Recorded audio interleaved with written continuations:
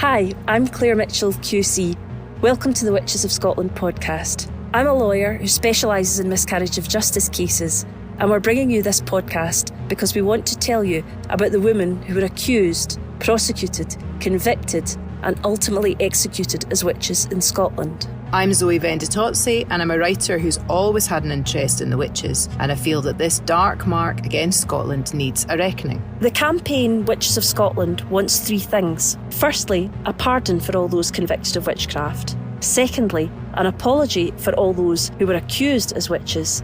And finally, a national monument in recognition of all those who are affected by this terrible miscarriage of justice. Over the forthcoming weeks, we'll be talking to a whole host of experts about the history and the modern day connections to the witches of Scotland.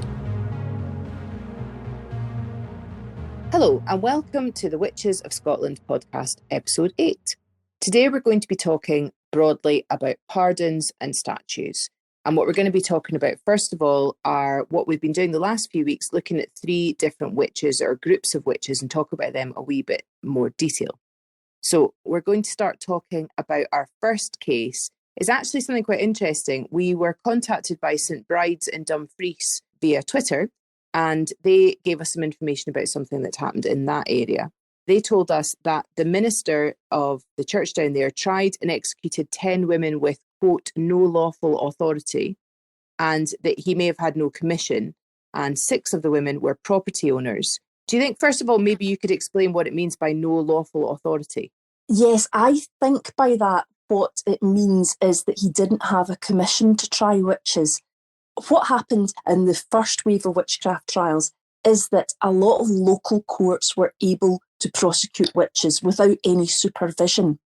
But the prosecuting under the Witchcraft Act got, even as they thought it in their time, out of control. So the Privy Council decided that only people allowed by then and given a commission to conduct a witchcraft trial would be allowed to. But there was a period of time in between these decisions being taken by the Privy Council when it wasn't clear whether or not the local courts could still prosecute and convict these women, or whether or not it had to have a commission. So there are certain arguments over this, whether or not they had lawful authority or not. They certainly thought that they had authority to carry out these things and therefore just did them. And no, it doesn't appear that any, even although it appears that they may have had no commission or no lawful authority, it doesn't seem that anything came of that. It was just one of those things where they had tried people as witches, but they didn't have a commission. I understand that on the date that we're talking about, Zoe, the 5th of April, 1659, there were 10 women. Some of them might be related. Is that right? Yeah, that's right. The list of names that we've got here are, now apologies if I mispronounce any of these names. We were talking about this earlier, about how the names were written down, and you thought that possibly they were just written down phonetically. So some of these might not really be entirely accurate, but I'll go for it anyway. So the first one was Agnes Commons. Then we had Janet McGowans, Jean Thompson, Margaret Clark, Agnes Clark, so possibly they were related. Yes. Janet McKendrick, Janet Corsane, Helen Moorhead, and Janet Cullen, I think, or Colin. And these 10 women were the ones who were executed. They were all unmarried. And we've got here, what would you call this, Claire, legally? What's the piece of text we have? I think what we have is a piece of a sentencing statement. When the court pronounces the sentence on someone, the clerk of court writes it down in a document. And I think it's the words that we have are from part of the document that the clerk will have written down to explain to the women who'd been convicted of acts of witchcraft and also to the general public what was going to happen to them. Right. And shall I just read that out so that people can hear what it is? So it's to be taken upon Wednesday come 8 days to the ordinary place of execution for the borough of Dumfries, and there between 2 to 4 of the afternoon to be strangled at the stakes till they be dead, and thereafter their bodies to be burned to ashes. It's just really shocking when you see it written there so sort of boldly that these women that we've listed, that was their fate. Absolutely. One thing that really strikes me, and I know this might sound funny, but how the names sound so modern and common. It really brings it home to you, just that these As the Orkney memorial says, they were just folk, how ordinary and how terribly, terribly tragic. The second thing that strikes me about this particular case is it would appear from the sentencing statement they had to wait for a number of days before they were executed. So not only would they hear that they were going to be strangled and burnt at the stake, but they were going to have to wait a week until that happened. Yeah, And I mean, what would be the reason for that? I don't know. Maybe that they would have to prepare it, get things ready for it, because there were so many women. 10 women were going to meet their fate on that day between 2:00 and 4:00 in the afternoon. So it may be that a lot of work had to be prepared. Maybe there were a number of pyres, I don't know. Whatever it was, the torture of having to wait that time, knowing your fate, and knowing, as these people would have been at the time, Christians, knowing they wouldn't get a Christian burial, and the effect that that would have on them. Because, as we have discussed, Julian, those people would have believed very much and had a very strong faith. People of the time appeared to have that faith interwoven into every part of their lives. To know what their fate was going to be and to know that they would not receive a Christian burial must have been terrible torture, even before they met their fate. And it's something as well that I hadn't really contemplated all that much till just now, and I was thinking about that and reading that statement. What would the logistics be of being strangled? I mean, recently I've watched Wolf Hall, and so if you know Wolf Hall, there's obviously the execution scenes in that one. And that one, at least you can see the human side of planning out something horrific like that. You have to have somebody sort of laid down and different items that you'd need to do it. But to strangle somebody is so close contact. How did they do it? Are there any records? You ever come across anything? Was it by hand or not? I haven't. And come this December, I'm going to start really significant research into what trial papers that I can find. But it would simply be that, like a hangman, a person would be appointed to carry out this task. Mm-hmm. And it's so close. It's so intimate a method of murder. It's very interesting when we're thinking about it now. I know it wasn't all women. There were some men, of course, we know that. And we've talked about the figures with that. It was about 15% of the deaths were of men. But obviously in this case, now many of the ones we've talked about is women. So the thought that it would be a man strangling a woman is just really, God, I mean, it's mind-blowing, isn't it? Yeah, and indeed, of course, it would have been a man. There would be no question that a woman would be carrying out that job. Ugh, just gives you the horror of that, I think, and again, and I know we've said this several times, but growing up in Scotland, probably just growing up in Britain, you are aware of the witch trials, but you just don't think about the individuals. I know we keep saying this, but it is so important. And to think about the absolute horror and the lack of dignity and the end of their lives. Just, it's too horrible. It is too horrible. And I think we'll perhaps move on to the next person. And the interesting thing, I think, about the next person is that we again have so little information on some of these women. And the difficulty is making the connection with their story when we have so little information of them left. Who is the second? So the next person was Jean Cock from Dalkeith, and she was executed, I presume, on this date, the 11th of November, 1661. She was married, which in contrast to the last group, where all the women were unmarried, so she was married. And all the information we have is that she was executed. There's nothing else about this woman at all. Yes, and it's that difficulty where if you don't know more about the story of these women, it's more difficult to connect to them. Because we have no further information in relation to Jean, it clearly doesn't make what happened to her any less real or any less visceral, but it just shows you that the lack of records that we have that were available for anybody at the time means that the stories of these women's lives have just fallen away. We won't know, unless we're very lucky to find a record or two, why the allegation came against Jean, what her trial was about, and why they found her guilty and executed her. We do know a little bit more, however, about the third group that we're going to speak about today. Today we're going to take you to the witches of East Lothian. East Lothian was a place where the greatest number of women were killed as witches.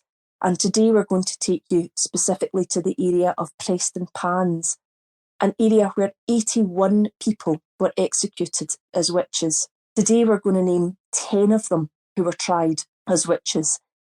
History does not record whether or not any or all of these women were in fact killed as witches, whether or not they were executed. But it is likely, statistically likely, that they were executed as witches, given the number of people who went to trial and were executed. All of these women were unmarried, and they all went to trial on the same day. So that looks as if they were what we'd call in the modern day co-accused. They all went to trial together. And the trial took place on the 3rd of July, 1628. When we get groups of these people together, Zoe, it would probably be that an allegation was made against one of them. And I imagine what will have happened, that either getting a false confession by torture has prompted one of them to name other names. And that's why we get these groups of women being convicted as witches. That's at least my theory when I look at these in any event. The names of these women, and again, they're just names that you would find in Scotland in the modern day: Margaret Young, Margaret Ridpath, Janet Reed, Agnes Rankin, Marion Mitchell, Agnes Liddell, Margaret Oliver, Barbara Matthey, Bessie Riddle, and Agnes Dempster.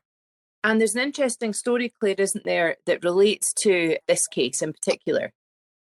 Yes, it relates to all of the Prestonpan witches, the 81 women executed as witches there, because these women did receive a legal pardon in a sense, although they clearly wouldn't be excluded from the pardon that we're asking for from our own Scottish Government.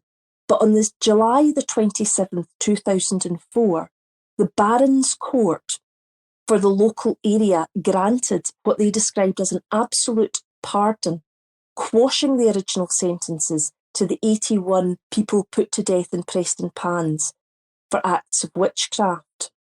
Many of those people were also sentenced for treason against the person of King James VI. And the reason for that was, you will recall that King James VI was himself involved in a lot of cases down in East Lothian because he prosecuted some trials and was involved even in the matters of torture. When I say prosecuted, he was involved in the prosecution. And it was because they believed that women and men were casting spells on the weather. And one of the weather spells interfered with the King's Crossing between Denmark and Scotland. And therefore, the acts which some of these people were found guilty of were treasonable witchcraft because they were using their magic, so it was said, to try and kill the king. So what they could do in that local court was pardon for acts of witchcraft, but they couldn't pardon for matters of treason because the offence of treason is something which is reserved for the monarchy. Obviously, in light of our understanding of meteorology, these people had absolutely nothing to do with the weathers or the crossings. People interested in the Barons' Court, which I, as a lawyer, am very interested in, there's a great website called prestongrange.org, and it gives you information about the Baron Courts of Prestongrange and Dolphinston. They're able to find out that the Baron Court, Prestongrange, has existed since 1189, and in fact the court's judicial role was finally abolished in November 2004. So its final session was held on the 28th of November 2004, and that was the final session of any such borough court in Scotland. So that brings a very interesting historical perspective on local courts, which we simply no longer have in the modern day. But the people who were pardoned by this court are really special because that's the only place that I can find that it's happened in the whole of Scotland. And as I say, when we're asking for a pardon, we're not going to be excluding those people. No. We want an acknowledgement for them as well, what was done. We want that acknowledgement that that was wrong. And but absolutely. Can I just clarify as well for the listeners, because there's been a little bit of some questions about this on Twitter. When we're asking for a pardon, who are we asking for a pardon from? We're asking for a pardon from the state, and that is the Scottish Government. So not from the church, not from any church, but from the state. No. I mean, I would be absolutely delighted if any church would like to apologise, but the prosecutions, most notably the latter prosecutions, were secular in nature. They were done by the state. And I think that it is appropriate for the state to apologise to all of these women. As I say, I would absolutely welcome any churches that came forward to provide an apology. But what we're looking for is a pardon, a legal pardon from the state. Okay, great. So one of the reasons that we're talking about the Prestonpans case is that there's been quite a lot of interest on Twitter and on Facebook, a lot of images shared of a statue that exists in Prestonpans that seems to have gone up in November 2011 by the sculptor, the artist, Andy Scott. And I've not been there. Obviously, none of us are travelling really at the moment, but we will definitely hopefully get around when Scotland opens up a bit again.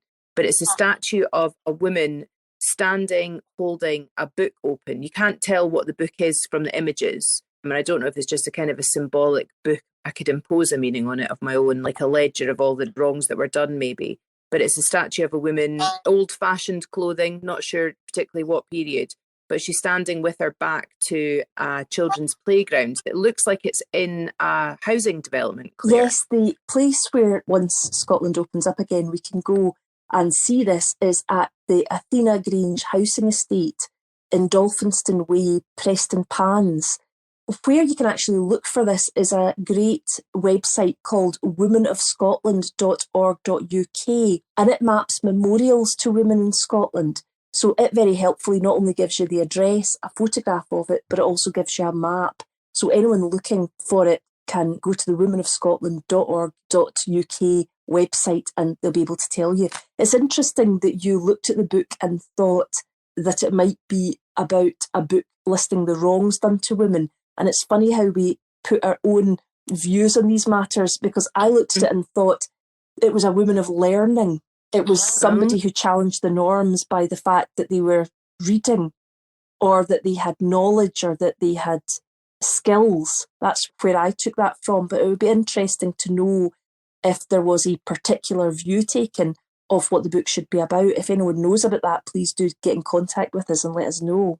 Yeah, it's tricky to see because there may be some wording on the book. I just can't make it out from the photographs that have been shared.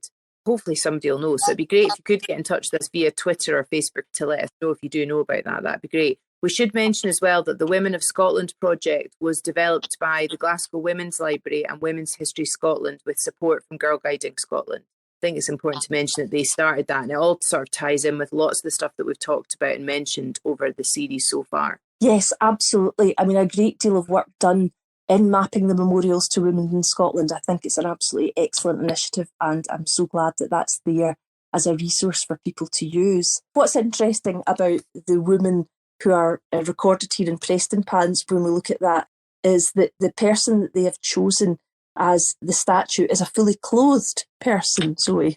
Yes, it's interesting that you mention that, Claire, because of course, been a certain amount of, I don't know how we describe it, consternation about the statue that's gone up in London very recently in Newington Green in North London of Mary Wollstonecraft, who I remember from when I did my degree 7,000 years ago, where we had to read the book A Vindication of the Rights of Women. And it's very interesting because that book was published, I think, in 1792. And I think that this is the first statue to Wollstonecraft. I remember at the time that I was studying at university, there was some stuff made about the fact that she had a child out of wedlock and that she tried to commit suicide. And it became more about the story of things in her personal life than about the amazing thinking and writing that she did. So apparently what's happened with this statue is that they've been fundraising, a group's been fundraising over the last 10 years to have a statue made of her. And the statue was, the design that they went with was by the artist Maggie Hambling. I'm sure everybody that's listening to this will have seen this, but it's very easy to find loads of articles about it online. It's a silver, apparently 10-foot statue, I think, of a naked woman rising out of something. I'm not entirely sure what it is supposed to be she's rising out of. And she's got a fantastic, by many people's sort of estimation, quite a modern, live body, and she's naked. I'm not sure why they decide to go for her being naked, and I'm not sure if it's another one of these sort of ideas of like an every woman. I believe that Maggie Hambling said that the body type is what we want to have, we being women. I think that's quite strange.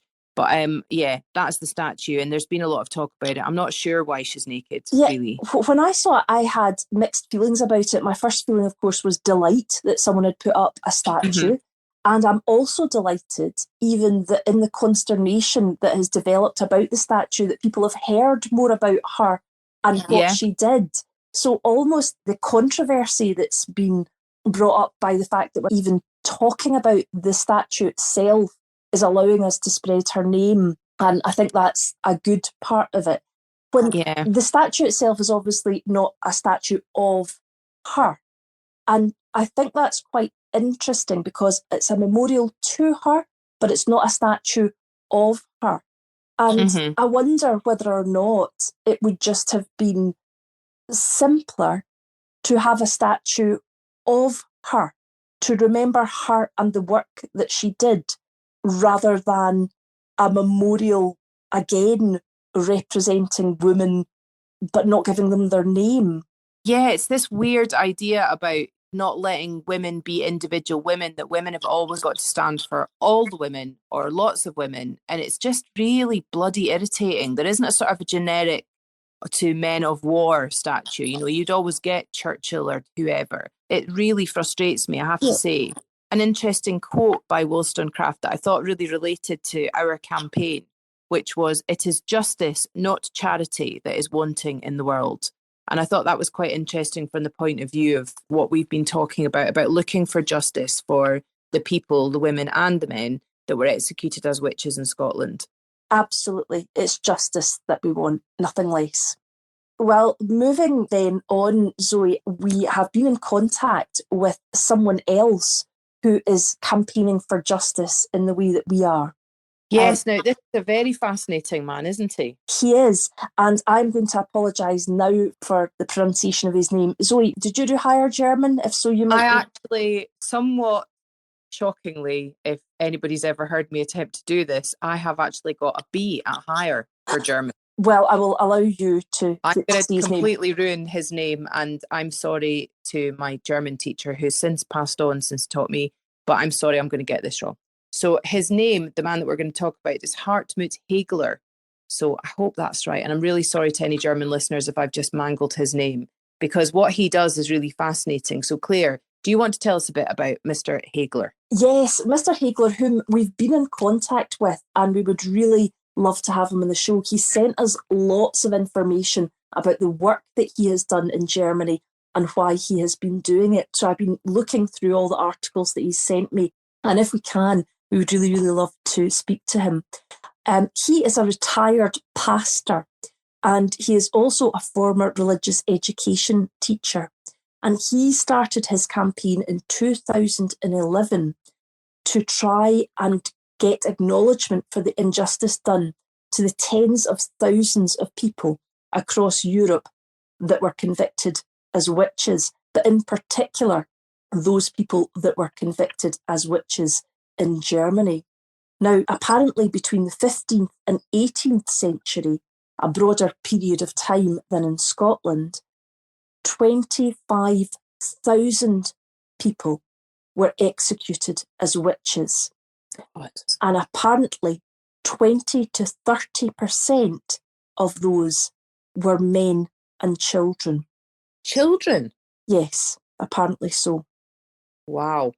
I mean, it's bad enough, adults being, executed for that, but the thought that they think that children were doing such things and that it was appropriate to kill them is just mind-boggling.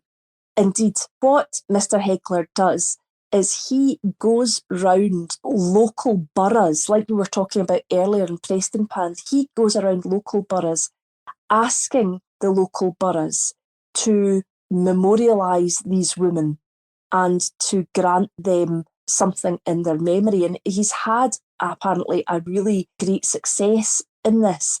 He's had as many as 50 different local boroughs acknowledge the deaths of these women. I think what he's doing is absolutely fantastic. We have a quote here for him. Hartmut said the memory of these women remained as relevant as ever today, and he also has spoken a great deal about witchcraft and people still being prosecuted for witchcraft in other areas of the world. So he's made the same connection with us, Zoe, as places in the world where people are still being prosecuted as witches, and the allegations of witchcraft are being used as a tool against people, and still most notably women.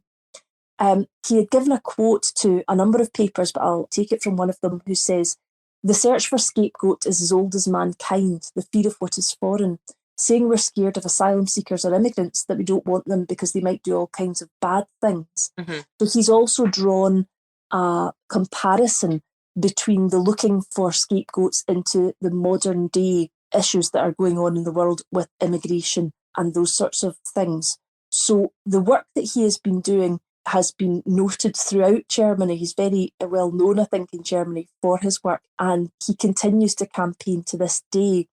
He says, "I want many more towns to work through their history and think about what injustice was perpetrated."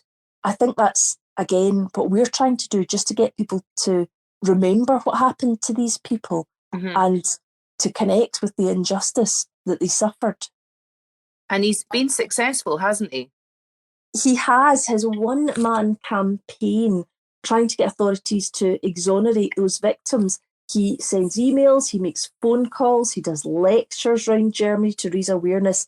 Since 2011, almost 50 towns have rehabilitated their witches. I use that word as his. They've erected plaques or memorials, they've renamed street names, and they've held ceremonies to remember them. Some of the towns include Cologne, Flensburg, Leipzig, and Würzburg. Would I be saying those correctly, Zoe? They sound correct to me, but again, as established, I no authority. Well, apologies to anyone that we've got those names wrong, but I think it's great that he is doing this and that he continues to do it. So hopefully soon we will get to speak to him. That'd be great. Thanks so much for joining us again this week for episode 8 of the Witches of Scotland podcast. Please do tell people about the campaign, share it on your social media. You can find us on Twitter and Instagram and Facebook, maybe not so much TikTok. I know that Claire is starting to make TikToks, but we felt they were a bit maybe inappropriate. But we would really appreciate it if you'd rate us too, because if you rate the podcast, it means that it's sort of pushed higher up the lists and more people have got a chance of listening to it, and therefore we've got more chance of success with the campaign. Yeah, I was looking at the analytics actually this week, Zoe. When you put in a podcast, you get a feedback on how many people are listening to you, and we've got people in the thousands listening to us just now, which is amazing. And I think last week we talked about the fact that there were people from across the globe listening to the podcast, which is really exciting for us. But one of the analytics I looked at this week was how many women were listening to the podcast. And interestingly enough, the feedback that we came back for this week was 85% women were listening to this podcast. Now, 85% is the same percentage as women that were killed during that period of time. So I just thought that was a very interesting percentage of women to be listening to this, is the same percentage of women that were killed as witches. That's a funny coincidence. I wonder if that'll carry on during the course of the series. Well, it will be interesting. I mean, we would like, of course, everyone to listen to the podcast. Yeah. So, and of course, people may be listening not by themselves. They may be listening with partners, but it would be good if we could get women and men listening to the podcast, because this history is the history of Scotland. It's not just the history of women, it's the history of men as well. Yeah, I think it's very important that we do keep remembering that we're looking for justice here, and for us to look at our past and make some form of peace with it. Indeed, and we're looking for justice for all, and it's not just about the women, although it's mostly about the women. Yeah. It also includes the men that were involved in this process as well. Yeah. So we look forward to you joining us to podcast 9 next week. Fantastic. Thanks very much. See you next week. Bye. Bye. Yay! That's been too jaunty an ending, like that ending. We must be allowed a wee bit of light to come into us.